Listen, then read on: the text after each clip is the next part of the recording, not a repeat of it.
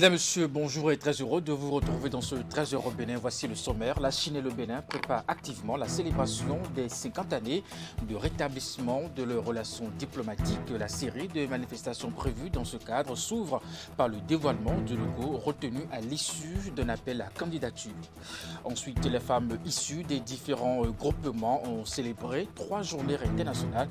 Il s'agit de la journée internationale de la femme rurale, la journée mondiale de l'alimentation et la journée internationale de l'élimination de la pauvreté. Cette initiative est à l'actif de la synergie Atakora, un ensemble des partenaires du développement qui ne cessent d'entreprendre des initiatives allant dans le sens de la protection, la promotion et l'épanouissement de la femme. Et pour finir, la nouvelle de son décès a circulé ce mardi nuit sur les réseaux sociaux et pourtant il est encore bien vivant. L'artiste Pierre Dossou, de son nom de scène Kwema Omene, n'est pas passé de vie à trépas. Il est souffrant et hospitalisé à l'hôpital de zone de Kové. À l'annonce de sa mort, pour en savoir plus, notre équipe du bureau régional Boycon s'est rendue à Kové. Et voilà pour le sommaire de ce 13h au Bénin. À nouveau, bonjour. Diplomatie. À l'ouverture de ce 13h au Bénin, la Chine et le Bénin préparent activement la célébration des 50 années de rétablissement de leurs relations diplomatiques. La série de manifestations prévues dans ce cadre s'ouvre par le dévoilement du logo retenu à l'issue d'un appel à candidature. De quoi retourne ce logo sélectionné parmi plus de 130 propositions? Ou, bien entendu, qui en est le créateur? Comment les deux pays ont-ils travaillé à garder, allumer plusieurs décennies durant les flammes d'une coopération assez fructueuse? Et ce, plusieurs plans, éléments de réponse dans ce reportage signé Eman Enambosu, Henri Canty. Plus de 130 logos proposés, tant par des Chinois que par des Béninois, mais à la fin du processus, un seul est retenu. Celui de Phyllis Sabi Bassou, designer, graphiste. Nous avons graphiquement illustré un symbole où la République populaire de Chine et la République du Bénin marchent dans une même direction vers l'œuvre d'un développement et d'une modernisation sûre et certaine. Aussi, nous remercions toute l'équipe pédagogique de l'École internationale de graphisme du Bénin qui nous a formés et accompagnés dans l'exécution de ce projet. Une présentation sommaire du chef-d'œuvre, puis il repart avec l'enveloppe, mais aussi et surtout les lauriers, grande fierté pour le sens de créativité. La grande majorité des œuvres ont démontré dans la conception de formes différentes l'amitié et la coopération de 50 ans entre la Chine et le Bénin, avec plein de créativité et de signification. Cela démontre la vivacité et aussi le dynamisme de l'amitié entre nos deux pays et entre nos deux peuples. Ce logo est désormais inscrit en lettres d'or dans les livres de noces d'or de coopération entre l'Empire du Soleil Levant et le Bénin. Ce sont 50 années d'une relation diplomatique stratégique qui seront passées en revue durant cette célébration. 50 années d'un partenariat nourri à bien des égards. Les multiples accords signés au fil des décennies constituent un indicateur du dynamisme de cette coopération dont les interventions au Bénin sont multisectorielles, touchant les domaines tels que la santé, le sport, l'agriculture, les infrastructures routières et administratives.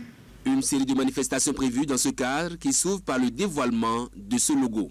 Ce que retient aussi l'assistance, c'est l'ensemble des efforts conjugués des deux pays pour garder allumées, plusieurs décennies durant, les flammes d'une coopération qui n'en finit pas d'émerveiller les peuples des deux pays. Nous restons toujours dans la coopération diplomatique, cette fois-ci avec les États-Unis d'Amérique. Le ministre d'État chargé du développement, de la coordination de l'action gouvernementale a organisé dans l'après-midi de ce mercredi une table ronde avec la sous-secrétaire d'État américain chargée des opérations liées au conflit et à la stabilisation. La séance qui s'est déroulée dans la salle de conférence du ministère en présence de plusieurs ministres du gouvernement a pour objectif d'échanger avec la délégation américaine des questions de sécurité au regard de la situation que vit le Bénin depuis des mois, notamment dans le nord du pays. À la fin de la table ronde, les deux personnalités ont fait le point de leurs échanges à la presse. On les écoute au micro de Ouliatou Sanoussi. Nous avons eu un dialogue fructueux avec le ministre et certains de ses collègues.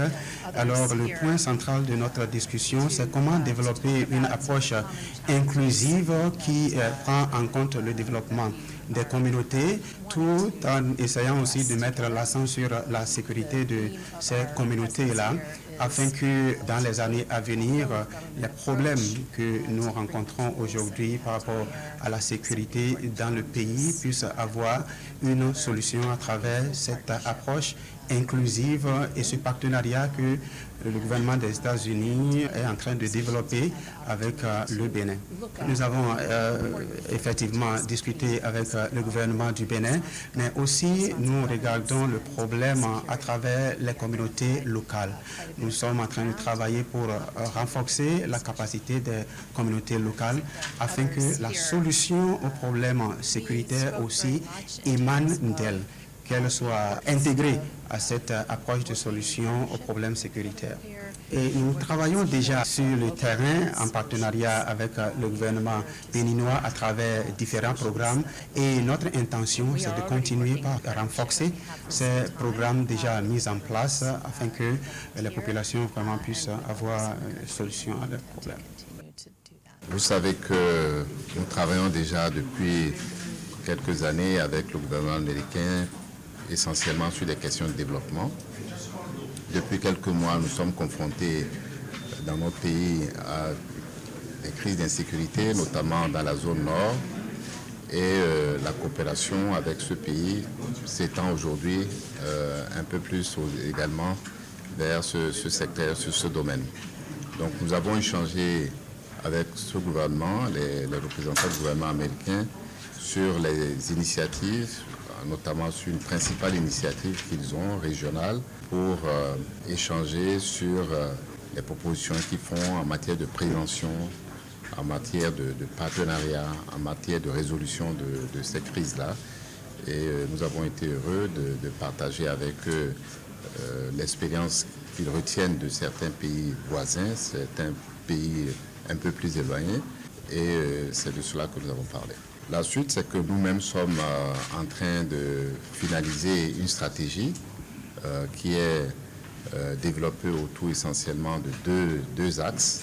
Le premier axe, c'est le renforcement de la sécurité et le deuxième, le renforcement du développement, notamment dans les zones frontalières ou dans les zones qui sont aujourd'hui affectées par l'insécurité. Et donc, nous avons partagé effectivement l'importance qu'il y a à développer une stratégie qui s'adresse à ces deux volets, considérer que c'est deux faces d'une même médaille. D'un côté, résoudre les questions de sécurité et de l'autre côté, résoudre les problèmes de développement auxquels sont confrontées ces populations-là. Et donc, dans les mois qui viennent, nous allons approfondir notre partenariat sur ces deux sujets-là. Séance de dialogue entre l'Institut national de la femme et les responsables des confessions religieuses de toutes les tendances au Bénin. Le premier rendez-vous d'échange s'est déroulé ce mercredi dans la commune d'Abomey-Calavi. C'est une initiative qui vise à asseoir un partenariat avec les leaders religieux pour ensemble lutter contre la violence à raison du sexe.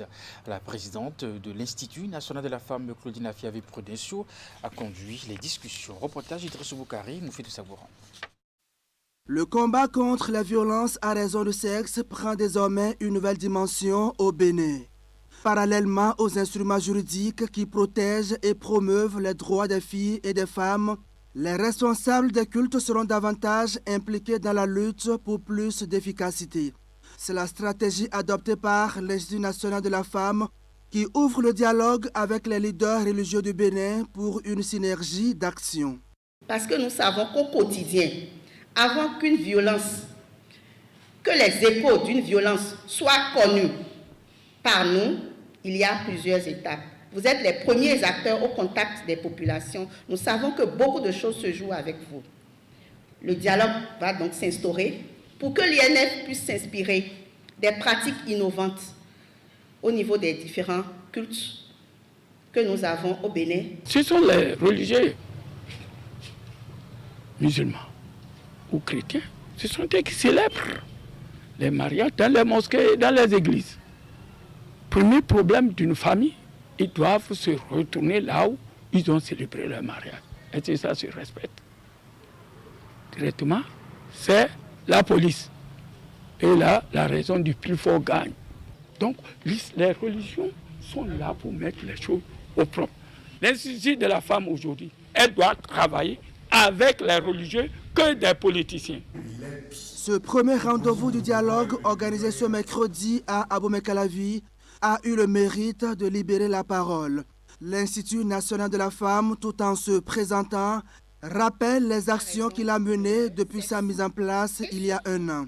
Il était également question de rappeler à ses partenaires leur rôle et leur responsabilité dans la lutte contre toute forme de violence et de discrimination à l'égard de la femme. En adoptant une stratégie de dialogue avec les acteurs responsables des églises, des mosquées et des cultes traditionnels, l'Institut national de la femme compte co-construire avec ces acteurs des solutions à impact positif durable pour la lutte contre les violences à raison du sexe et pour le bien-être de la femme de façon générale. Ces dialogues permettront, entre autres, à l'Institut national de la femme de travailler à l'acceptabilité sociale des réformes juridiques en faveur de la femme et d'éviter les stratégies de contournement que les communautés ont tendance à inventer dans toutes les sociétés devant des réformes structurelles. À tour de rôle, les différentes délégations de confessions religieuses ont présenté le tableau de la situation et ont fait des propositions pour une collaboration solide avec l'Institut national de la femme au fin d'assurer le bien-être de la fille et la femme au Bénin. Et pendant ce temps, dans le département du Mono, le préfet poursuit sa tournée statutaire dans les communes relevant de sa juridiction administrative. Après Bopa, en début de semaine, Bienvenu Mélorin et sa suite étaient à Comé. Ce mercredi, dans cette commune aussi, il a été question d'évaluer le travail abattu par les collectivités territoriales, justement, un an après sa dernière tournée. Voici le point d'étape de Comé avec nos collègues de l'antenne régionale Mono Koufou. Deuxième journée de la tournée statutaire du préfet du Mono et honneur à la commune de Comé. Et Bienvenu Mélorin a été accueilli par tous les membres composant l'exécutif du conseil communal. Je voudrais profiter de cette occasion qui m'est offerte pour exprimer mes sincères remerciements à monsieur le préfet pour nous avoir apporté son soutien indéfectible dans la transition induite par les nobles réformes structurelles dans le secteur de la décentralisation au Bénin. Après les civilités, l'hôte du jour est passé à l'essentiel. Apprécier ensemble avec les populations le niveau de mise en œuvre de ces instructions et les attentes comblées ou non satisfaites. Et un peu plus d'un an après le même exercice fait ici, l'autorité préfectorale a gardé en mémoire des doléances qui avaient été exprimées. Vous avez cité par exemple la question de la récurrence de braquage, de vol et de viol dans certaines localités de la commune de Comé. Cette situation perdue-t-elle ou s'est-elle améliorée? Le cas des accidents répétés dans notre ville, où en sommes-nous? L'inexistence d'un centre d'examen de CEP à Oumako, en sommes-nous toujours là? Des débats, il ressort que nombre de ces doléances ont été satisfaites. Seulement, bien d'autres problèmes ont été portés à la connaissance du préfet, notamment l'éclairage public quasi inexistant dans toute la commune, des difficultés de circulation liées à la dégradation des voies d'accès et l'insuffisance de centres de santé et d'écoles. Je voudrais vous rassurer que vos diverses préoccupations exprimées ici ne sont pas tombées dans des oreilles de sourds. Autant que possible, au niveau départemental et en tant que président de la CAD, je voudrais vous dire que je resterai engagé et mobilisé pour que tout ce qui est faisable au niveau du département soit fait dans les délais. Derrière ces promesses, il y a une satisfaction populaire née de l'application du nouveau code de la décentralisation avec l'installation des secrétaires exécutifs. Celui de Comé a excellé dans l'exercice de mobilisation des ressources. Globalement, au titre des recettes non fiscales, à notre prise de fonction, le montant des recouvrements était à 32 670 170 francs. Aujourd'hui, nous sommes à 79 232 609 francs avec un écart de mobilisation de 46 562 439 francs, soit un écart d'accroissement, un taux d'accroissement de 142%. Il est de même pour les recettes fiscales qui ont aussi connu un bond inattendu. Des résultats qui, selon nombre d'observateurs, ont été facilités par une franche collaboration entre les membres de l'administration et ceux du conseil communal, ce qui a réjoui le préfet du Mono. Après Bopa et Koumé, Bienvenu Milohin est attendu dans les 4 autres communes du département, à Tiémé, Grand Popo, Hoyogbe et Lokosa. La ville de Ouida abrite depuis ce jeudi le colloque international sur les mémoires et survivances de la traite négrière organisé sur 2 jours par l'Institut culturel africain de l'ONG Afrique Décide. La rencontre a réuni autour des organisateurs des centaines de participants venus de plusieurs pays. Il s'agit d'un projet soutenu par l'ambassade de France au Bénin. Les précisions dans ce reportage de Ingrid Day, Moufil Sakouran. Après plusieurs décennies, les souvenirs de la traite négrière demeurent toujours vivaces dans les mémoires des peuples affectés.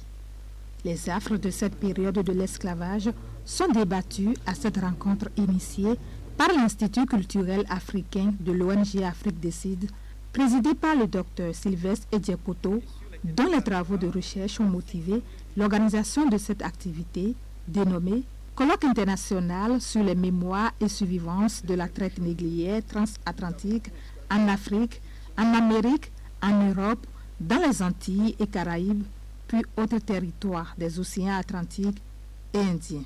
On a fait appel à une 50aine de chercheurs venus des 3 continents et d'autres territoires qui vont, au bout, pendant ces deux jours, expliquer, présenter et croiser donc, les discussions sur ce qu'il en reste de la traite dans leur territoire.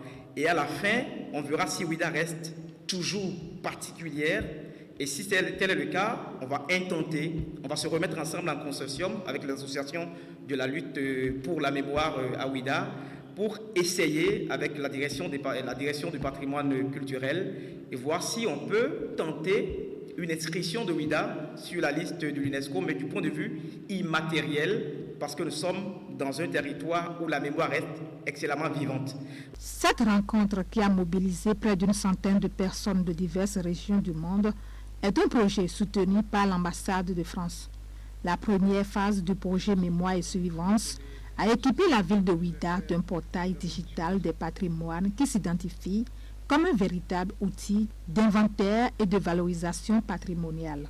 Le présent colloque, qui constitue la seconde phase du dit projet, se focalise sur plusieurs axes de réflexion, dont la traite négrière transatlantique à Ouida, origine, enjeux et conséquences d'hier à aujourd'hui. Le colloque qui s'ouvre ce jour va permettre de générer une masse de connaissances complémentaires sur la problématique avec différentes disciplines et à l'aune des sources les plus variées. Cette rencontre vient s'inscrire dans le continuum des politiques publiques pour le développement touristique et culturel du Bénin. C'est le moment pour les organisateurs de rappeler à l'assistance les nombreux chantiers en cours dans cette commune pour en faire la cité touristique la mieux visitée en Afrique de l'Ouest. Il s'agit entre autres du Musée international de la mémoire de l'esclavage, la route de l'esclave en plein redimensionnement patrimonial et touristique, puis la construction de la route des couvents Vaudou et l'arène Vaudou. Je vous l'annonçais en titre, les femmes issues des différents groupements ont célébré 3 journées internationales. Il s'agit de la journée internationale de la femme rurale, la journée mondiale de l'alimentation et la journée internationale de l'élimination de la pauvreté. Cette initiative est à l'actif de la synergie Atakura, un ensemble des partenaires au développement qui, bien entendu, ne cesse d'entreprendre des initiatives allant dans le sens de la protection, la promotion et l'épanouissement de la femme. Au cours de cette randonnée festive, des panels ont été animés sur diverses thématiques. Abdou Sabit Rissou Alassane Abouna. C'est pour célébrer en différé 3 journées internationales, notamment la Journée internationale de la femme rurale, celle dédiée à l'alimentation et la Journée internationale de l'élimination de la pauvreté que ces femmes venues de différentes localités de l'Atakora se sont donné rendez-vous à Natitengu pour échanger autour des thématiques en lien avec l'entrepreneuriat, la formation professionnelle et l'insertion. Au premier plan de cette rencontre tripartite, Synergie Atakora, un ensemble de partenaires techniques et financiers qui se préoccupent de l'épanouissement et de l'autonomisation des femmes. Il est plus qu'évident que les thématiques autour de ces 3 journées cachent de grosses problématiques qu'il est impératif de révéler et auxquelles les éléments de réponse s'imposent de toutes les parties prenantes dans cette salle. Il s'agit de prendre acte du rôle des femmes dans la construction des économies du monde et des emplois ruraux, d'éliminer les contraintes structurelles non reconnaissantes des droits fonciers et des droits de propriété aux femmes, d'améliorer les infrastructures et services en milieu rural, de promouvoir au-delà de l'égalité des sexes, l'égalité des genres et l'équité. La célébration combinée de ces journées décrétées par les Nations Unies vise à mettre en lumière la contribution des femmes dans le développement durable des communautés. À travers la célébration combinée de ces 3 journées, je veux dire Journée internationale de la femme rurale, couplée de la Journée mondiale de l'alimentation et de la Journée internationale d'élimination de la pauvreté, nous rendons un vibrant hommage hautement mérité à ces braves femmes de l'Atakora en particulier et à toutes les femmes rurales du Bénin, principale actrice de l'économie rurale. Femme rurale, actrice et leader du changement, c'est le thème de cette célébration. Une célébration qui offre l'opportunité à ces femmes de formuler un plaidoyer. Par rapport à nos activités, nous n'avons pas de moyens, des accompagnateurs ou des formations. Des fois, nous sommes en transformation ou bien nous sommes en activité, certaines choses, manque d'appareils, nous freinent de pouvoir développer ce qu'on connaît. 2 panels auront meublé ces assises. Si le premier se rapporte à la contribution des femmes rurales pour l'atteinte de la sécurité alimentaire et les défis de leur meilleur accès aux opportunités, le second, par contre, a mis l'accent sur la thématique de l'égalité des genres comme vecteur d'un meilleur accès des femmes à la terre. Des panels qui ont débouché sur l'exposition des opportunités d'affaires offertes aux femmes rurales de l'Atakora, accompagnées par les ONG et les PTF. Édition 2022 de la Journée internationale des femmes rurales. L'événement a rassemblé à Boycon des femmes venues de toutes les communes qui composent la 23e circonscription électorale. Les festivités ont été placées sur le thème « L'implication des femmes rurales dans le système partisan ». Les manifestations ont connu la présence de plusieurs leaders et responsables du parti du bloc républicain dans la zone, dont Christian Bobo. Voici le compte-rendu. Célébrée pour une première fois en 2008, la Journée internationale des femmes rurales a lieu chaque 15 octobre au Bloc républicain. L'événement n'est pas passé sous silence dans le département du Zou. L'initiative de l'organisation des réjouissances est portée par plusieurs responsables du parti dans la zone. Les manifestations ont été parrainées par le jeune Christian Bobo. Elles ont été une fois encore l'occasion de sensibiliser et d'informer les femmes.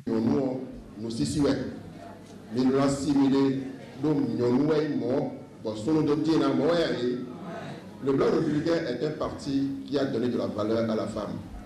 Et nous, à l'Assemblée nationale, nous avons décidé désormais qu'il y ait 24 femmes. En plus des femmes qui vont faire la bataille et gagner les élections, nous allons porter encore 24. C'est pour vous donner de la valeur, pour vous permettre de vous édifier. Elles étaient tellement satisfaites et puis elles ont souhaité à ce que chaque année, nous puissions reprendre toujours avec la même fête. Et par la grâce de Dieu, nous avons toujours le fait. Les festivités ont réuni des militantes venues des différentes communes qui composent la 23e circonscription électorale. Elles sont placées sous le thème « Implication des femmes rurales dans le système partisan ». Un thème central qui a été décliné en 3 thèmes spécifiques, notamment tout ce qui est lié aux microfinances, d'accord, pour permettre aux femmes d'être plus autonomes et plus épanouies. Nous avons également abordé tout ce qui est lié à la vie familiale, à la vie sociale, pour un mieux-être de la famille, des enfants et des époux.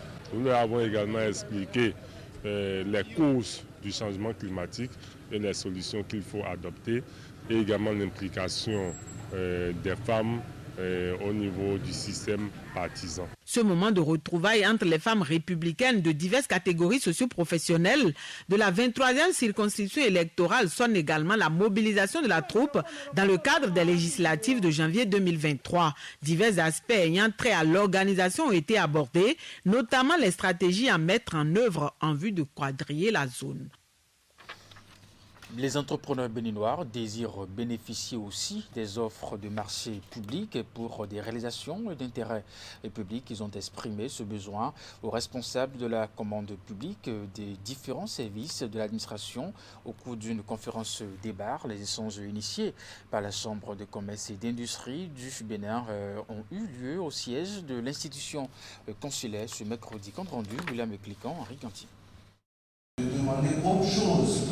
À l'entame de ces discussions, tous les producteurs locaux présents à cette rencontre avaient une seule préoccupation: comment concilier la commande publique avec la satisfaction des besoins au niveau local.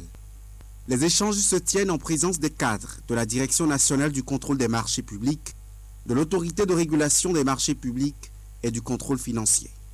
D'abord, il faut déjà qu'il y ait certains éléments qui soient introduits dans le référentiel des prix qui nous permettent, nous déjà, au PRMP ou au département technique, de savoir vers où nous irons pour acquérir tel élément, pour pouvoir monter notre dossier et permettre à ces entreprises de participer. De toutes les manières, le principe fondamental des marchés publics et l'accès à la commande publique n'empêche pas à une entreprise de venir participer à un marché public.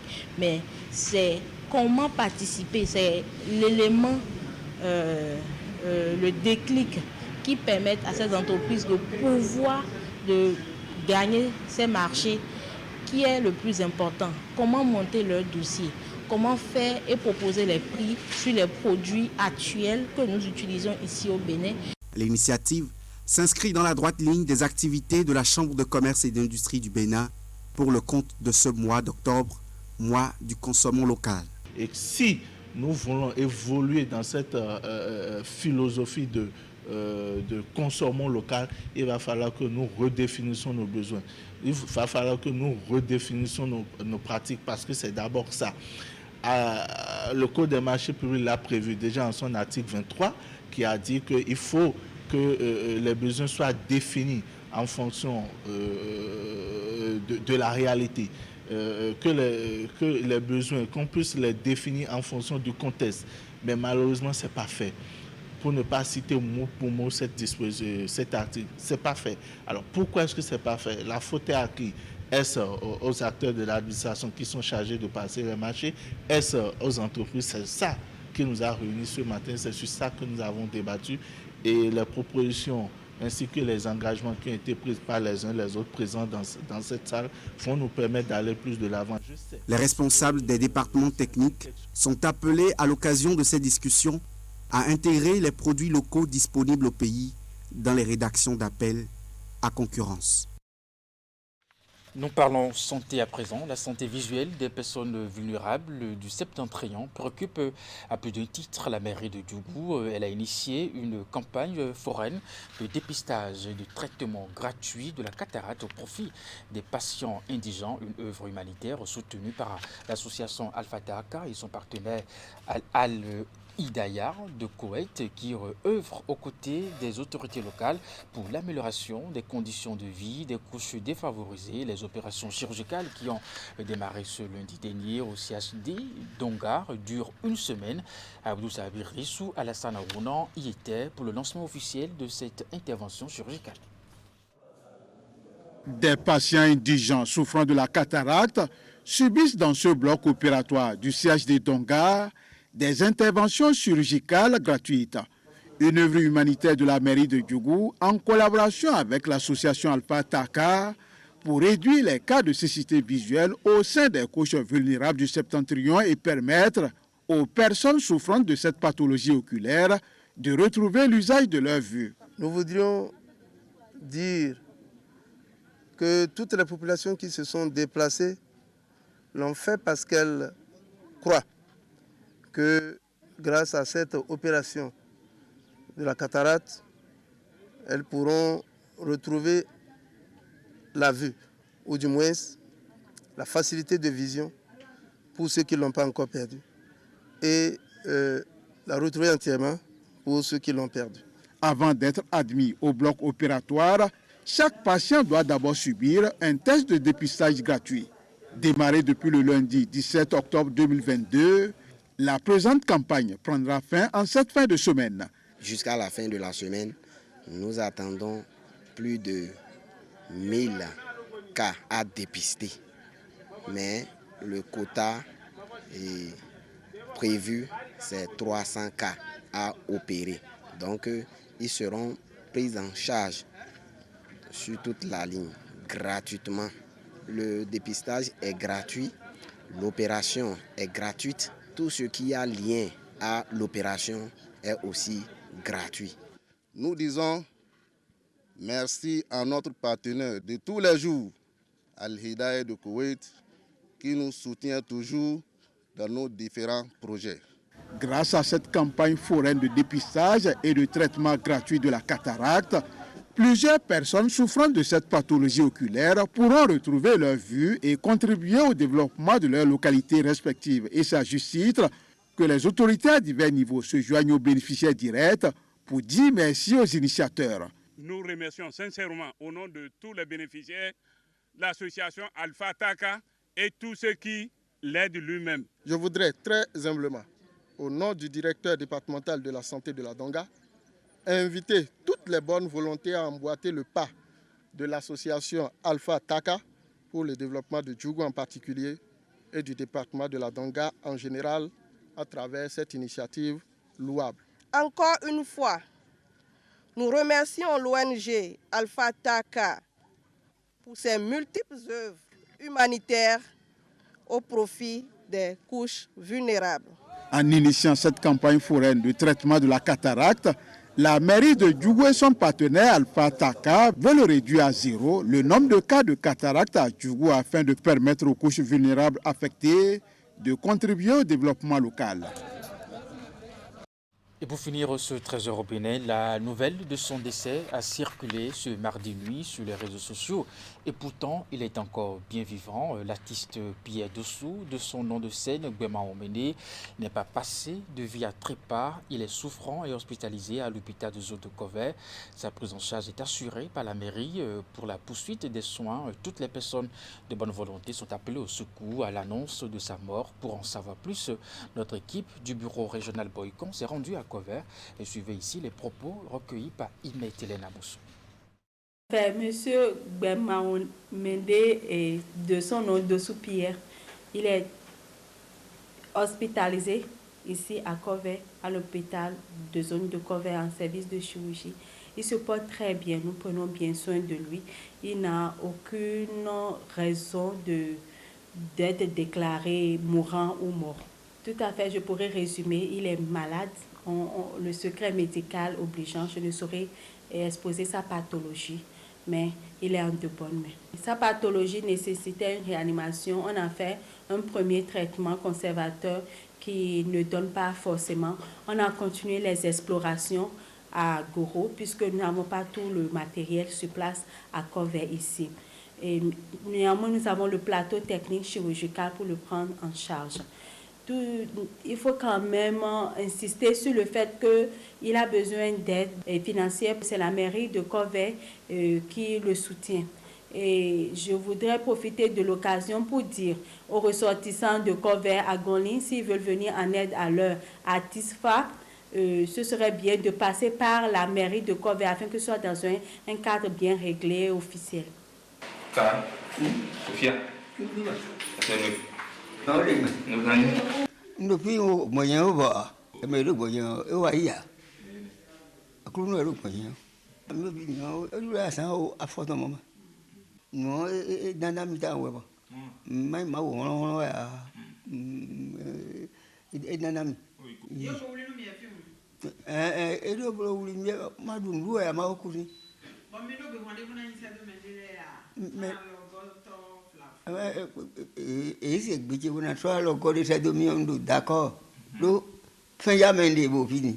Mais les coups, les coups qui ont baillé au défend, ce qu'il y a une ligne, et nous les deux, à coup de ibéra, à ma voix ibéra. Et fait bateau une vie. Et voilà donc la preuve, bien entendu, de son existence. Mesdames et messieurs, c'est la fin de ce 13h au Bénin. Merci de l'avoir suivi. Le programme se poursuit sur Canal 3 Bénin à 16h, votre bulletin d'information. Bien entendu, 19h30, la grande édition de la soirée. Jusque-là, portez-vous bien et à très bientôt.